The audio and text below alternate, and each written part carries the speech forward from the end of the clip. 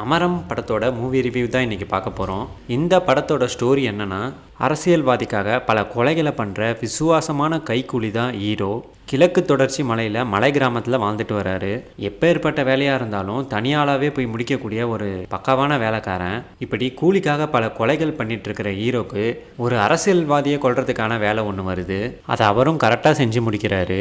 கொலை செய்யப்பட்ட அரசியல்வாதியோட பொண்ணு தான் ஹீரோயின். தன்னோட அப்பாவை கொன்னவரை எப்படியாச்சும் பழி வாங்கணும்னு நினைக்கிறாங்க. இப்படி ஹீரோயினோட அப்பாவை கொலை பண்ண சொன்னது யாரு, இதுக்கெல்லாம் யார் மூல காரணம், கடைசியாக ஹீரோயின் அவங்க அப்பாவை கொன்னவங்களை பழி வாங்கினாங்களா இல்லையா, அதுதான் இந்த அமரம் படத்தோட மீதி கதை. படத்தோட ஓப்பனிங்லேருந்து எண்டு வரைக்கும் படம் விறுவிறுப்பாக மூவ் ஆகுது. படத்தோட மேக்கிங் அண்ட் சண்டை காட்சிகள்லாம் ஒரு பெரிய படம் பார்க்குற ஃபீல் கொடுக்குது.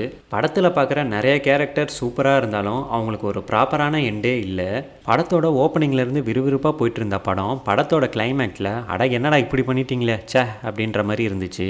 வட சென்னை அசுரன் மாதிரி ஒரு ஸ்கிரிப்டு, ஆனால் ப்ராப்பரான ரைட்டிங் இல்லாதனால அந்த ரீச்சை அடைய முடியாமல் தடுமாறுது.